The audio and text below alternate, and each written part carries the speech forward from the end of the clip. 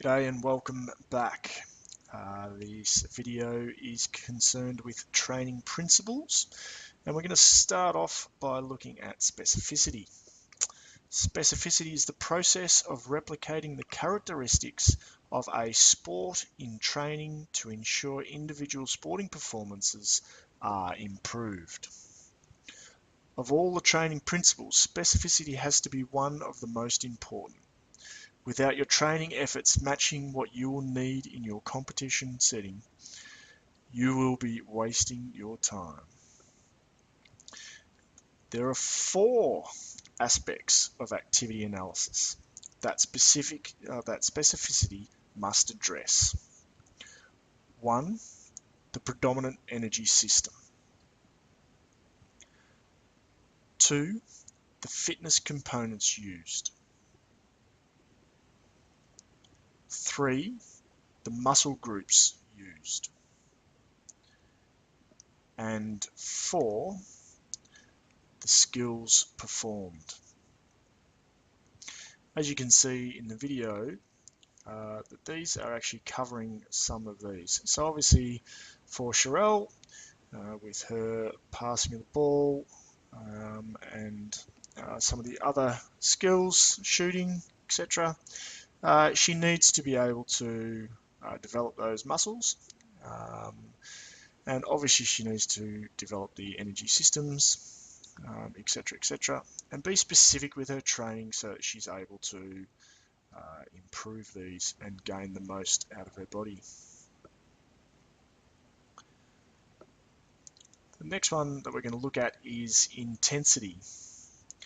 Intensity is the exertion level at which training is being performed.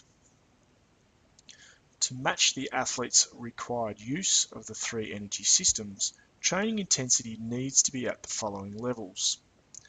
For the ATP PC energy system, around 90 to 100% of maximum heart rate. The anaerobic glycolysis system, around 80 to 90% of the maximum heart rate. And for the aerobic glycolysis system, we're looking at around 70 to 85% of your maximum heart rate.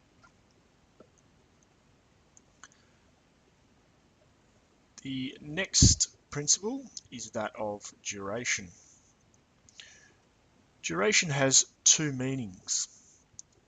1, the length of the training program or the phase, and 2, the time of each training session. We are primarily concerned with the time of each training session. For example, it is important for aerobic training where improvement requires a minimum session of 20 minutes with the athlete operating at 70 to 85% of their maximum heart rate. The next principle is overload. Progressive overload is the increasing of training loads as the body adapts over time. The principle of overload implies that an athlete must continually increase training loads as their body adapts over time.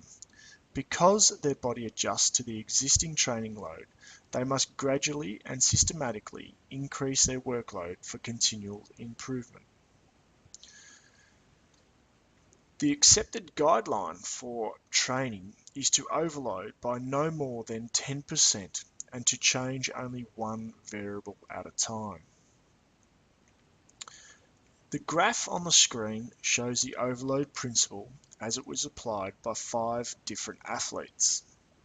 Subject A's initial work rate was correct, and progressive overload was added correctly to achieve the best possible results.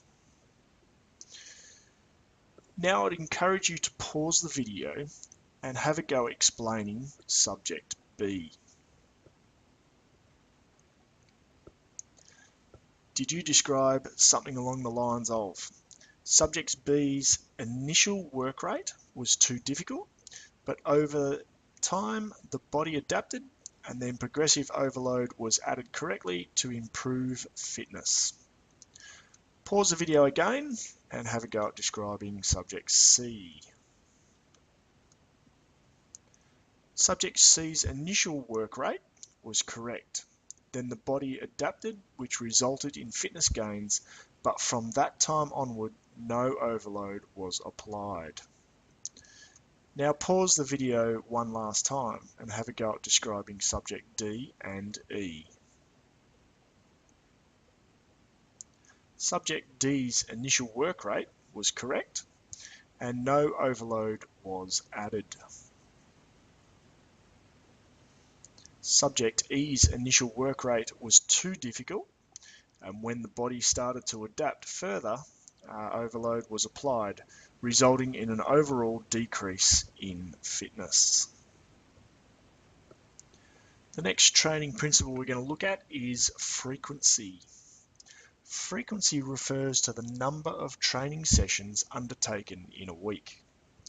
It is important to consider the nature of the activity and the fitness level of the athlete, balancing these two factors with adequate time for rest and recovery.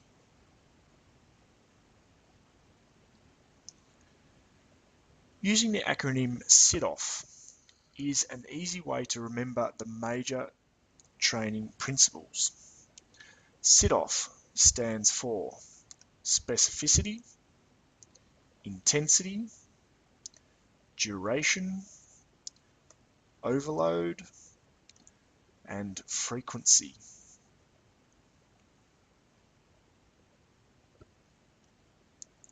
The next training principle is individuality. Individuality suggests that fitness training programs should be modified to suit personal differences such as abilities, skills, gender, experience, motivation, past injuries, and physical condition. The next training principle is diminishing returns. The law of diminishing returns reflects that gains in fitness are most rapid early in a program, and later gains are more difficult to achieve, or that gains are most rapid for people who begin a program with a lower level of fitness, while those who are already fit improve more slowly. As you can see with this graph, we start out here and we can end up getting some good gains pretty early on, but as we get fitter and get to here, we get to a more difficult area to get those gains.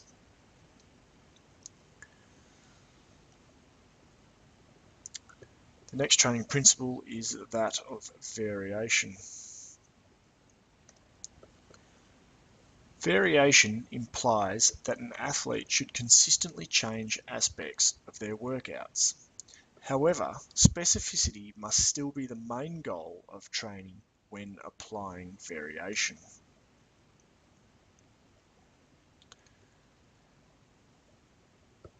Variations to training programs could include a different form of the same activity. So a sprint kayaker, as we've seen, may end up going out and just enjoying themselves in some white water. Still specific, however, keeps them entertained. Other variations may include exercises, sets, reps, intensity, volume, and duration.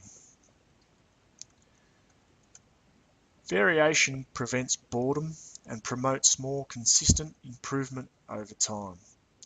A well-planned training program set up in phases offers built-in variety to workouts and also prevents overtraining. The next training principle is maintenance. The training principle of maintenance suggests that once a required level of fitness has been achieved, the level of effort to maintain that level of fitness is not as great as it was required to achieve it. By maintaining the intensity of the training and decreasing the volume or frequency of training to around half of peak levels, the attained fitness levels should be maintained. Next training principle is detraining. Detraining, or reversibility, refers to the loss of fitness that results after an athlete stops training. In time, they'll revert back to their pre-training conditions. While adequate recovery time is essential, taking long breaks results in detraining effects that may be noticeable within a few weeks. Significant levels of fitness are lost over longer periods of time. Only about 10% of strength is lost 8 weeks after training stops, but 30 to 40% of endurance is lost in the same period. Let's now have a look at a few questions. Do you know the content? Question 1. Define the principle specificity and give an example. Question 2. Define the principle overload and provide an example. Question 3. What does sit-off stand for? And question 4. What is the principle of diminishing returns? Remember, you should be pausing the video between each question, and even if you just answer the question in your head, and then see how you go. Go back through the video or have a look in your book to try and answer these questions. Do you understand the content? What are the variables with which training programs can be overloaded?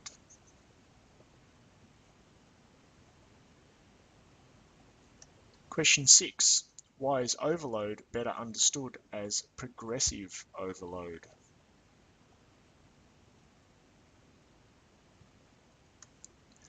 Can you apply the content?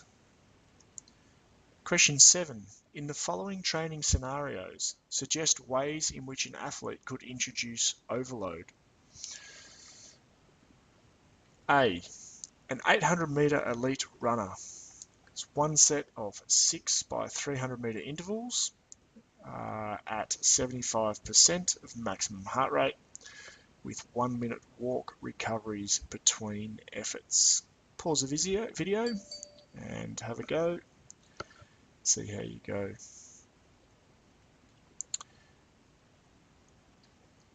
Athlete B is a 10,000 meter runner.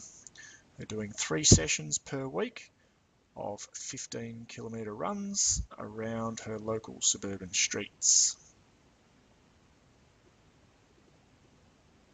And question C, a pole vaulter is doing 5 sessions per week of 2 sets of 10 by 20 meter track sprints at 98% of maximum heart rate with 60 seconds of rest recovery between efforts and 10 minutes of walk recovery between sets.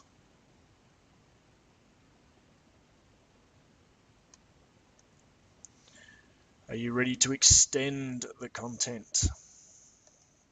Question 8. Building on from your periodization training program, incorporate the various principles into your training program. Write up each training session with a warm-up, conditioning, and warm-down utilizing the training principles and methods of training. With these extended questions, if you need to see your teacher, certainly feel free to do so to give you some assistance. And remember, these parts are actually contributing towards your SAC. So good luck with that, and thanks for listening.